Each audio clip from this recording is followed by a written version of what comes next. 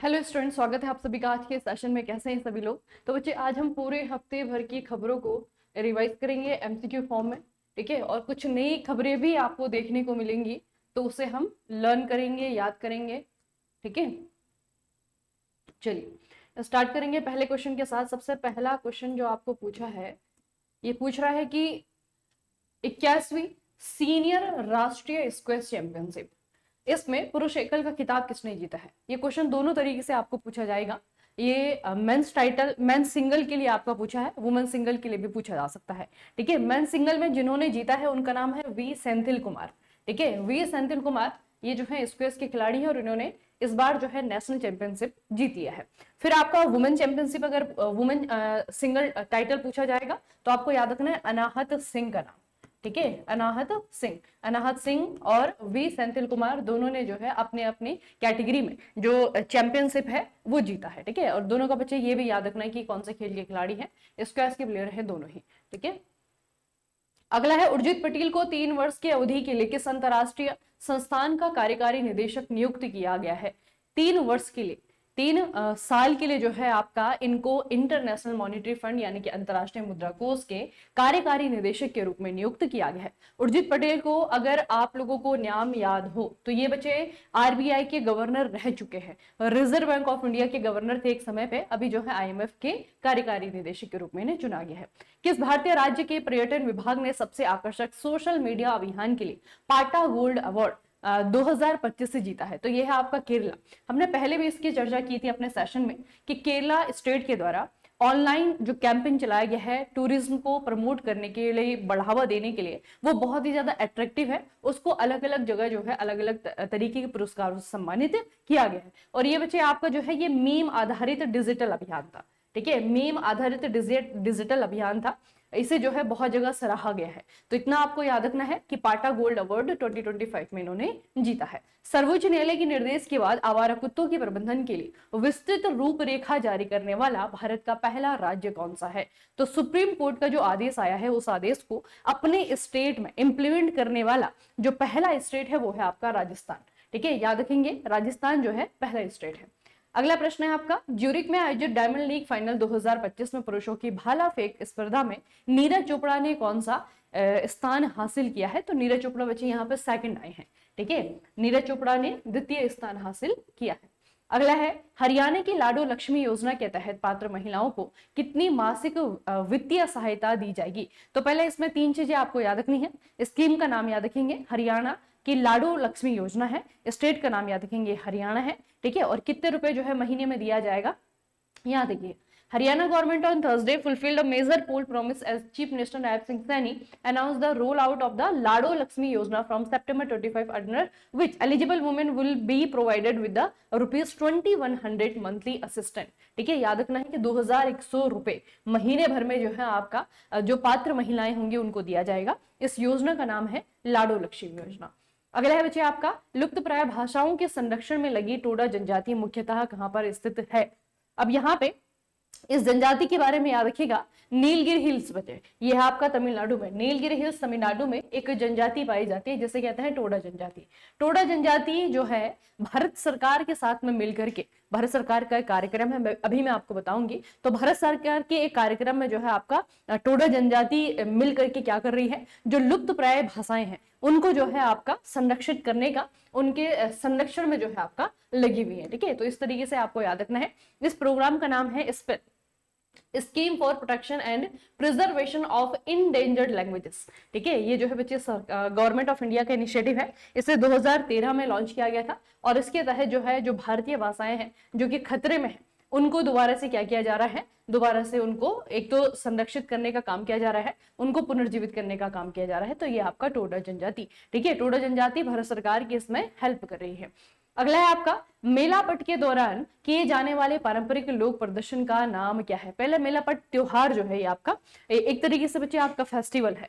देखिए, इस फेस्टिवल में एक लोक नृत्य किया जाता है, उसका नाम आपको पूछा हुआ है। तो इसके बारे में आपको अलग अलग प्रकार के क्वेश्चन पूछे जा सकते हैं। जैसे पूछा जाएगा कि मेलापट त्योहार होता कहाँ पे है। ठीक है, तो इसके बारे में थोड़ा सा हम देख लेते हैं। ये जो आपका मेलापट त्योहार है फेस्टिवल है। ये जम्मू और कश्मीर में जो है आपका मनाया जाता है। 3 दिन का त्योहार ये आपका होता है, ठीक है। और ये जो है आपका डोडा डिस्ट्रिक्ट, यहाँ पे है आपका डोडा डिस्ट्रिक्ट, यहाँ पे जो है सेलिब्रेट किया जाता है, ठीक है। उसके अलावा मेलापट त्योहार जो है ये यहाँ पे भगवान वासुकी नाग को डेडिकेटेड है, ठीक है। वासुकी नाग को डेडिकेटेड एक त्योहार यहाँ पे सेलिब्रेट किया जाता है। और जिस घाटी में इसे सेलिब्रेट किया जाता है वो है आपका भदेरवा वैली, ठीक है। भदेरवा वैली बचे उस जगह का नाम है, उस घाटी का नाम है जहां पे त्योहार आपका सेलिब्रेट किया जाता है, ठीक है। तो इसे याद रखना। और बाकी यहाँ पे जिस नृत्य को किया जाता है उस नृत्य को कहते हैं यहाँ पे डिको नृत्य, ठीक है। डिको नृत्य इसे कहते हैं। और बच्चे यहाँ के जो लोकल है इसे दूसरे नाम से भी जानते हैं, ऑल्सो नोन एज ढाकू नृत्य, ठीक है। ढाकू डांस भी इसे कहा जाता है या फिर इसे डिको डांस कहा जाता है। और ये यहाँ पे जो है आपका एक तरीके से ट्रेडिशनल जो डोगरा डांस होता है ना यहाँ पे, उसी का एक प्रकार है। तो डिका नृत्य हो गया आपका, या तो ढाकू नृत्य हो गया आपका, या फिर आपका डोगरा नृत्य हो गया, है ना। तीनों ही जो है आपके जम्मू कश्मीर से रिलेटेड है, आपको याद रखना है। और जो मेला पट फेस्टिवल है इसे भी आपको याद रखना है कि भगवान वासुकी नाग को समर्पित एक त्योहार मनाया जाता है जम्मू कश्मीर में, डोडा नाम की जगह में। और जिस घाटी के लोग उसे सेलिब्रेट करते हैं उसे आपका क्या कहा जाता है, भदेरवा वैली, ठीक है। अगला है बच्चे 16th एशियाई निशानेबाजी चैंपियनशिप के बारे में निम्नलिखित में से कौन सा कथन सही नहीं है। पहले तो ये याद रखना, एशियन शूटिंग चैंपियनशिप, एशियाई निशानेबाजी चैंपियनशिप जो है इस बार भारत के लिए काफी अच्छा रहा, ठीक है। भारत ने बच्चे यहाँ पे टॉप स्थान जो है हासिल किया है, ठीक है। भारत का जो है यहाँ पे आपका पहला स्थान लगा है, इसे याद रखना। तो अगर भारत ने पहला स्थान हासिल किया है तो यहाँ पे ये वाला जो स्टेटमेंट है ये गलत हो जाता है।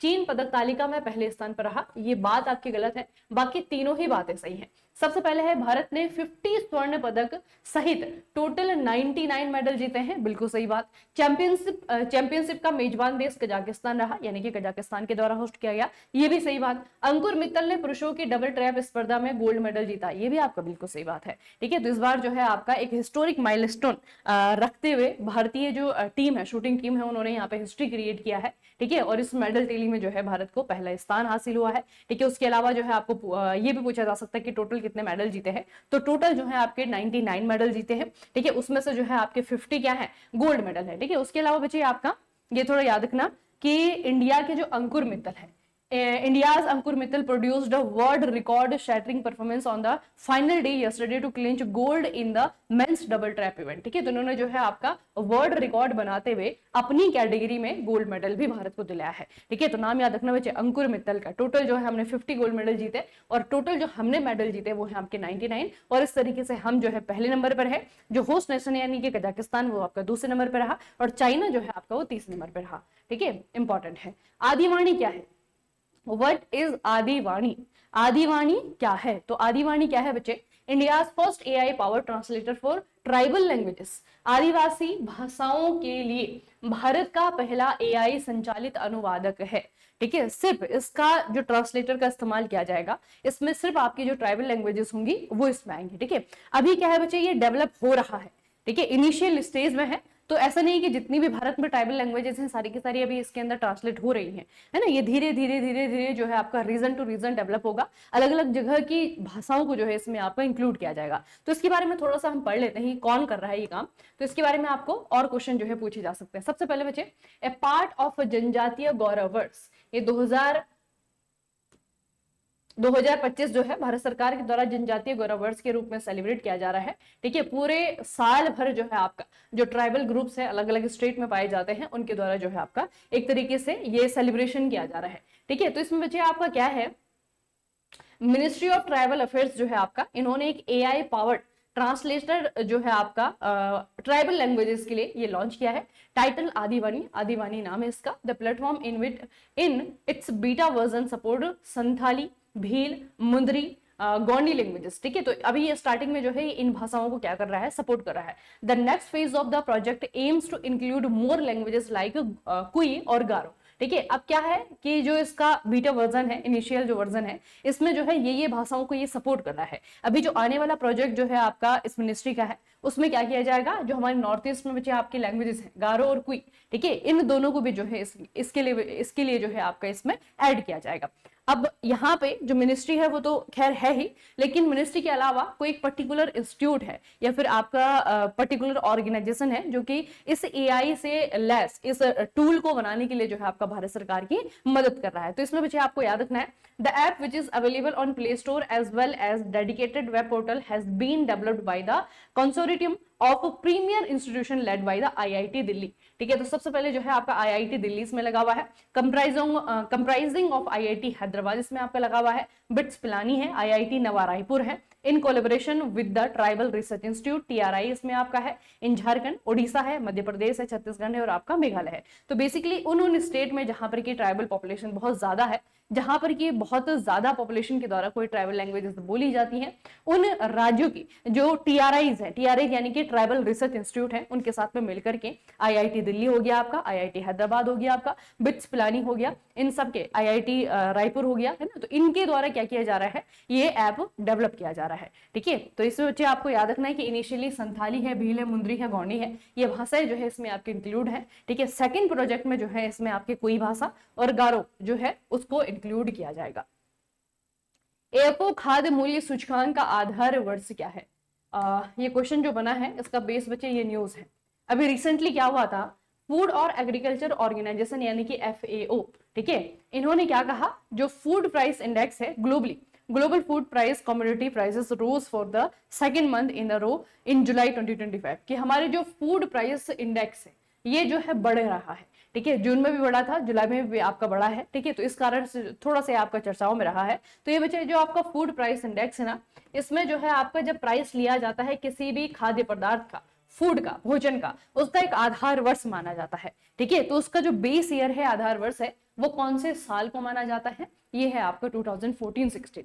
ठीक है, तो 2014 से 16 को जो है आपका क्या माना जाता है, बेस ईयर माना जाता है। आपको पूछा जाएगा कि ये जो आपका फूड प्राइस इंडेक्स है वो किसके द्वारा जारी किया जाता है, तो फूड एंड एग्रीकल्चर ऑर्गेनाइजेशन यानी कि FAO के द्वारा ये आपका जारी किया जाता है। ठीक है, और इन्होंने ये बताया है कि लगातार दूसरे महीने जो है आपका ये लगातार क्या है, बढ़ रहा है। बढ़ रहा है का मतलब क्या होता है बच्चे, कि जो फूड प्राइसेस हैं पूरे ऑल ओवर वर्ल्ड ये जो है आपके इंक्रीज हो रहे हैं। ठीक है, तो ये थोड़ा सा आपको याद रखना है।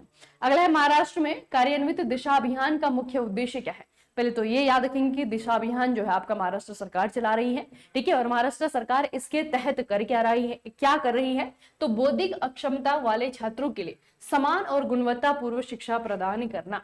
ठीक है, किसके लिए बच्चे, बौद्धिक अक्षमता, uniform providing uniform and quality education for student with intellectual disabilities. मतलब कि आप लोग देखते होंगे कई बच्चे जो है आपके मानसिक रूप से है ना, उनका जो मानसिक स्तर है वो उतना ज्यादा डेवलप नहीं हो पाता। ठीक है, कुछ डिजीजेस की वजह से जो है कुछ अनुवांशिक बीमारियां होती हैं जिसकी वजह से उन बच्चों का जो है जो मानसिक विकास है उस तरीके से नहीं हो पाता जैसे कि नॉर्मल बच्चों का होता है। ठीक है, तो उनको ऐसा नहीं कि वो सीख नहीं सकते हैं, बस उनको सिखाने की आवश्यकता होती है। ठीक है, उनको अलग प्रकार से जो है सिखाने की जरूरत होती है। तो उन बच्चों को जो है एक तरीके से कह सकते हैं कि स्पेशल ट्रीटमेंट चाहिए होता है, उनकी नीड्स जो है आपकी कुछ स्पेशल्स होती हैं।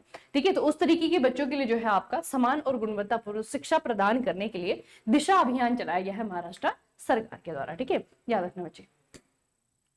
अगला है 2025 SAFF अंडर 17 महिला चैंपियनशिप में किस भारतीय खिलाड़ी को सबसे मूल्यवान खिलाड़ी MVP का पुरस्कार दिया गया है?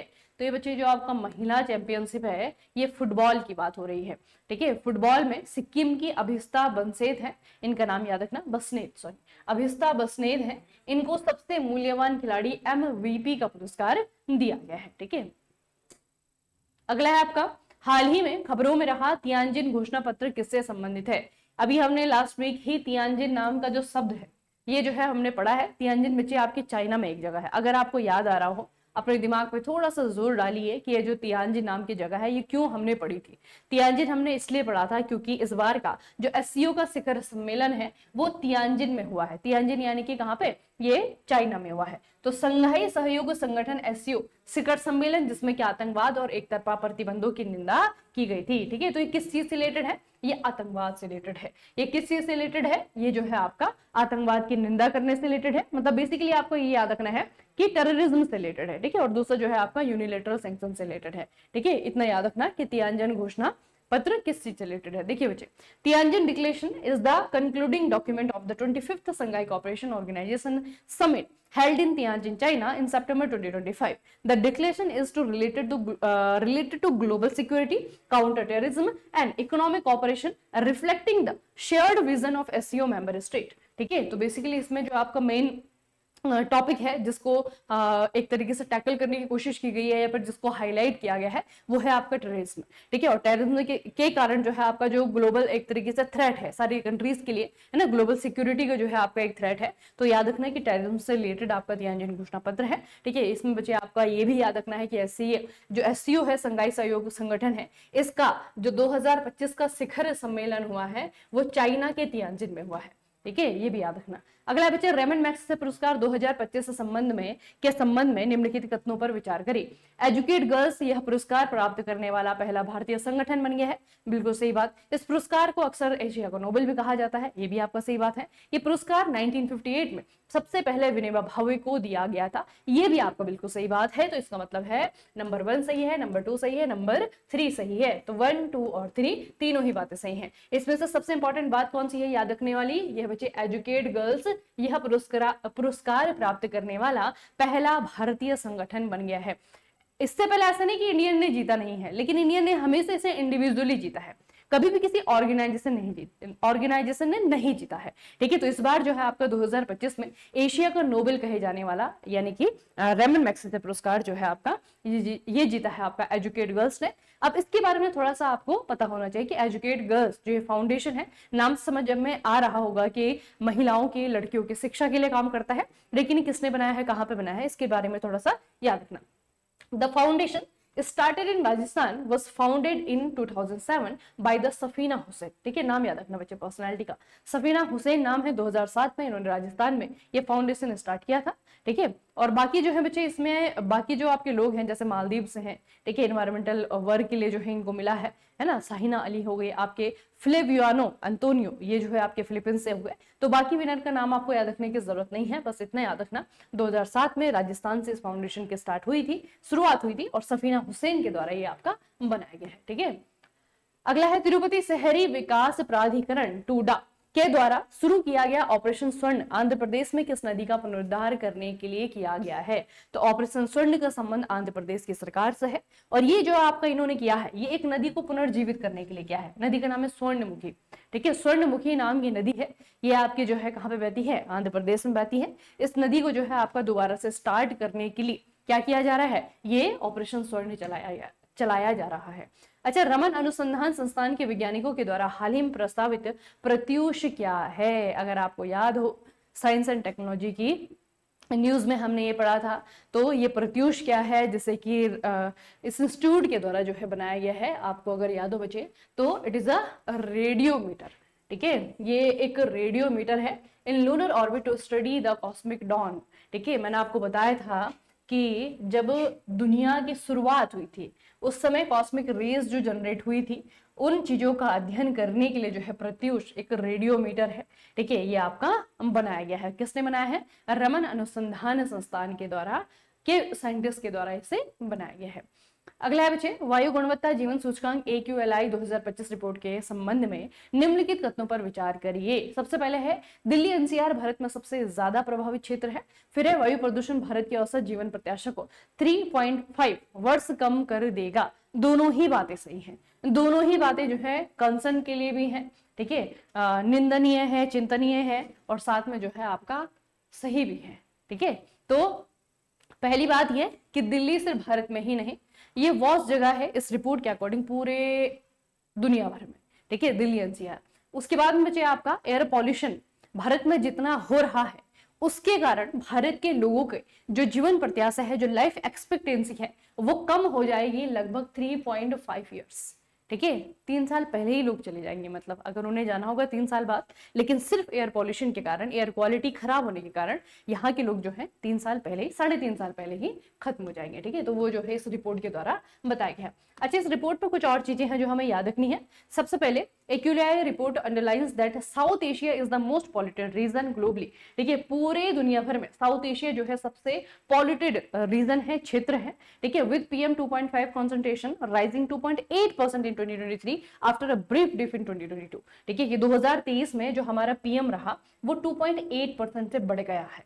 ठीक है, जो पीएम 2.5 की जो कॉन्सेंट्रेशन है ना, वो जो है इस क्षेत्र में कितनी है, 2.8% से बढ़ गई है। ठीक है, तो ये ग्रोथ जो है ये बच्चे बहुत ज्यादा है, बहुत तेजी से जो है यहाँ पे आपका पॉल्यूशन का जो लेवल है वो बढ़ रहा है। ठीक है, इस रिपोर्ट में हमने एक और चीज पढ़ी थी कि भारत जो है आपका दूसरे नंबर पे, पहले नंबर पे बांग्लादेश, सबसे प्रदूषित देश जो है आपका वो बांग्लादेश है, दूसरे नंबर पे जो है आपका इंडिया है, और अगर शहरों की बात की जाए तो दिल्ली है। ठीक है, अगला है बच्चे, Mother Mary comes to me, शीर्षक किसकी आत्मकथा है? ये बच्चे आपकी किसकी आत्मकथा है? ये है अरुंधति रॉय की। ठीक है, याद रखना राइटर का अरुंधति रॉय की है, अभी रिसेंटली जो है इन्होंने किताब को लॉन्च किया है। ठीक है, राइटर का नाम याद रखना बच्चे, अरुंधति रॉय। ठीक है, इनकी बुक है, अभी रिसेंटली जो है इन्होंने ये लॉन्च किया है।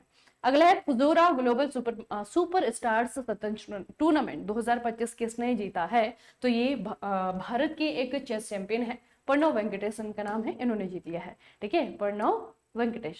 अगला है बच्चे, असम स्थित किस फाउंडेशन ने भारत के पहले गिद्ध संरक्षण पोर्टल द वल्चर नेटवर्क इसके शुभारंभ का नेतृत्व किया है? अब पहले ये याद रखेंगे कि ये जो आपका फाउंडेशन है ये असम बेस्ड है। ठीक है, ये जो है आपका असम का है। इन्होंने इनको बचाने के लिए, गिद्ध को जो है बचाने के लिए, गिद्ध के संरक्षण के लिए एक पोर्टल जो है आपका बनाया है।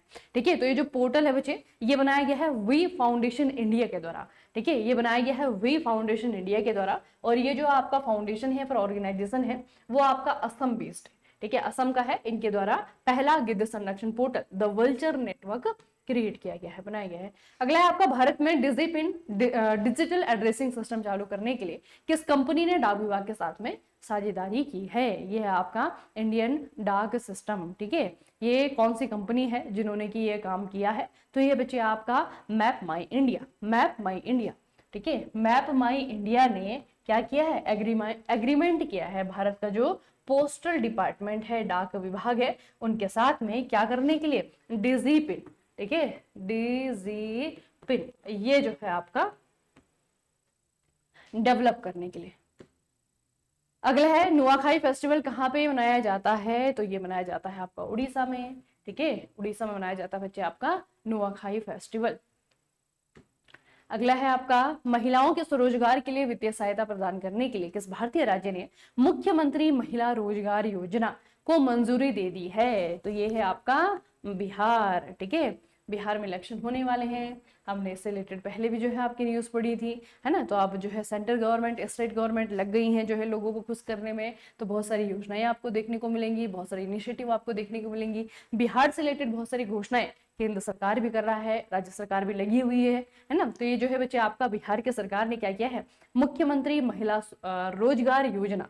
ठीक है, अब इसमें आपका कुछ याद करने के लिए तो है नहीं, बस इतना याद रखना है कि ये जो है आपका शुरू किया गया है। ठीक है, क्योंकि कितना लोन होगा, कितना वो होगा, अभी इसमें कुछ बताया नहीं है। मुख्यमंत्री महिला रोजगार योजना, चीफ मिनिस्टर वुमेन्स एम्प्लॉयमेंट। ठीक है, बस इतना याद रखना। फाइनेंशियल असिस्टेंट बेसिकली दिया जाएगा महिलाओं को जो कि अपना काम करना चाह रही हैं। अगला है, भारत ने किस अंतरराष्ट्रीय आर्थिक संगठन के साथ में मुक्त व्यापार समझौते एफटीए पर बातचीत शुरू करने के लिए संदर्भों की शर्त यानी कि टीओआर पर हस्ताक्षर किए हैं? कौन सा इसमें से ऐसा ऑर्गेनाइजेशन है जिसके साथ में भारत ने क्या किया है, एफटीए साइन करने को लेकर के बात की है? कौन सा इसमें से आपका ऐसा ऑर्गेनाइजेशन है? तो ये बच्चे आपका यूरेशियन इकोनॉमिक यूनियन है, यूरेशियन आर्थिक संघ इसे कहा जाता है। इनके साथ में जो है आपका हस्ताक्षर किए हैं। बातचीत शुरू करने के लिए संदर्भों की शर्तों, टीओआर यानी कि आपका टर्म्स ऑफ रेफरेंस। अब थोड़ा सा इस यूरेशियन वाले को देख लेते हैं कि इसमें कौन कौन सी कंट्रीज आती हैं। देखना बच्चे, जो यूरेशियन इकोनॉमिक यूनियन है ना, इसमें कौन कौन सी कंट्रीज आती हैं? इसमें अर्मेनिया है, इसमें बेलारूस है, कजाकिस्तान है, किर्गिस्तान है, और कौन है आपका रशियन फेडरेशन। ठीक है, ये जो है इसमें आप बच्चे आपके आते हैं। ठीक है, तो ये जो है आपका FTA, free trade agreement, Bharat के साथ में जो है आपका अब होगा या नहीं होगा अभी हम बाद में देखेंगे। फिलहाल जो है आपका फ्री ट्रेड एग्रीमेंट जो एफटीए है वो हो सकता है इस संघ के बीच में और भारत के बीच में। किस टेक कंपनी ने मूल रूप से नैनो बनाना कोड नेम वाला AI photo editing tool launch किया है। ये जो आपका नैनो बनाना है, ये क्या करेगा, ये इमेज होती हैं उनको एडिट करेगा। ठीक है, तो ये इमेज को एडिट करने वाला टूल है और ये डेवलप किया गया है गूगल के द्वारा। अगला है बच्चे, 2025 में भारत की पहली मोबाइल टेम्पर्ड ग्लास फैक्ट्री का उद्घाटन कहां पर किया गया है? तो ये बच्चे आपका है पहली मोबाइल टेम्पर्ड ग्लास फैक्ट्री, उद्घाटन इसका हो चुका है, यूपी के नोएडा में हुआ है। कहां पे? नोएडा में। ठीक है, उत्तर प्रदेश नोएडा में किया गया है। अगला है आपका, भारत की पहली multi lane free flow toll प्रणाली किस राज्य में लागू की जाएगी? तो ये किया जा रहा है पहली बार गुजरात में। ठीक है, multi lane free flow toll system ये आपका गुजरात में स्टार्ट किया जा रहा है। 2025 की वैश्विक शांति सूचकांक में एशिया का सबसे सुरक्षित शहर, सबसे सुरक्षित देश कौन सा है? अब यहाँ पे देखिए बच्चे, इस तरीके से बनता है आपका कठिन क्वेश्चन। ये न्यूज जब हमने पढ़ी थी तो हमने जो है ये भी पढ़ा था कि इसमें भारत की रैंक क्या है, दुनिया भर में सबसे बेहतर जो देश है वो कौन सा है, यानी कि टॉप नेशन कौन सा है। लेकिन क्वेश्चन कैसे पूछ दिया कि एशिया का सबसे सुरक्षित देश कौन सा है? तो एशिया में बच्चे आपका सिंगापुर पहले नंबर पे है। ठीक है, एशिया में सिंगापुर पहले नंबर पे है ग्लोबल पीस इंडेक्स में। ठीक है, इंडिया की अगर हम रैंक की बात करें तो इंडिया जो है 115वें नंबर पे है। ठीक है, और ग्लोबली अगर हम बात करें तो आइसलैंड जो है आपका ये पहले नंबर पे है। ठीक है, आयरलैंड जो है आपका दूसरा और न्यूजीलैंड आपके तीसरे नंबर पे है। ठीक है, अगला है बच्चे, सितंबर 2025 में भारत के 29वें महालेखा नियंत्रक यानी कि सीजीए के रूप में किसे नियुक्त किया गया है? इनका नाम क्या है? तो इनका नाम है टीसीए कल्याणी। टीसीए कल्याणी नाम है इनका। अगला क्वेश्चन है आपका, भारतीय सेना ने युद्ध कौशल 3.0 अभ्यास किस राज्य में आयोजित किया है? तो इंडियन आर्मी के द्वारा स्टार्ट किया गया है युद्ध कौशल 3.0। ठीक है, और ये है आपका कहा, ये इन्होंने कहां पे किया है? अरुणाचल प्रदेश में। ठीक है, याद रखना बच्चे, ये इंडियन आर्मी के द्वारा अरुणाचल प्रदेश में स्टार्ट किया गया है। कौन सा भारतीय राज्य 2027 में ब्रिटिश संग्रहालय से 16वीं शताब्दी का वृंदावन वस्त्र उधार प्राप्त करेगा? जो ब्रिटिश म्यूजियम है ना बच्चे, ब्रिटिश म्यूजियम में अधिकतर चीजें आपको इंडिया से ले जाई गई हुई मिलेंगी। ठीक है, ये तो आप लोगों ने बहुत बार पढ़ा होगा कि ब्रिटिश म्यूजियम में बहुत सारी चीजें ऐसी हैं जो भारत से ले जाई गई हैं, है ना, चोरी की एक तरीके से इन्होंने। तो ये इन्होंने जो चोरियां यहाँ पे की हैं वो हमारे कल्चर का हिस्सा है। ठीक है, इसी तरीके से हमारी संस्कृति का, और खास करके असम की संस्कृति, स्टेट है आपका असम। ठीक है, असम की संस्कृति का एक हिस्सा बच्चे आपका है जो है वृंदावन वस्त्र। ठीक है, अब आपको इस तरीके से नाम से तो थोड़ा सा कंफ्यूजन हो जाएगा। अगर मैं पूछूं वृंदावन वस्त्र तो वृंदावन है ना, आप कहेंगे यूपी, लेकिन यहाँ पे बच्चे आपका असम है। असम क्या कर रहा है कि ब्रिटिश जो म्यूजियम है वो इस चीज के लिए मान गया है कि चलिए कुछ महीनों के लिए आपको जो है ये जो वृंदावन वस्त्र है इसको जो है क्या किया जाएगा, उधार दे दिया जाएगा। ठीक है, अब लोगों को दिखाया जाएगा, असम गवर्नमेंट जो है इसको शोकेस करेगी, है ना, उसके बाद में जो है फिर वापस चला जाएगा, लेकिन उधार जो है असम गवर्नमेंट के द्वारा इसे लिया जा रहा है। असम का एक अमूल्य रेशमी वस्त्र 16वीं शताब्दी का प्रतिष्ठित वृंदावनी वस्त्र है, 2027 में राज्य में प्रदर्शित किया जाएगा। लंदन स्थित ब्रिटिश संग्रहालय ने इस वस्त्र को 18 महीने के लिए 18 मंथ के लिए उधार देने पर सहमति जताई है। ठीक है,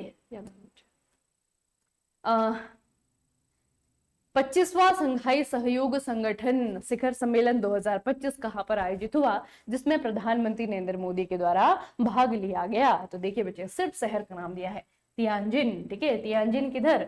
चाइना में। ठीक है, तियानजिन चाइना में। कौन सा भारतीय राज्य इलेक्ट्रिक बस अपनाने में 5वें स्थान पर है और अपने बेड़े को 1000 से अधिक तक बढ़ाने की योजना बना रहा है?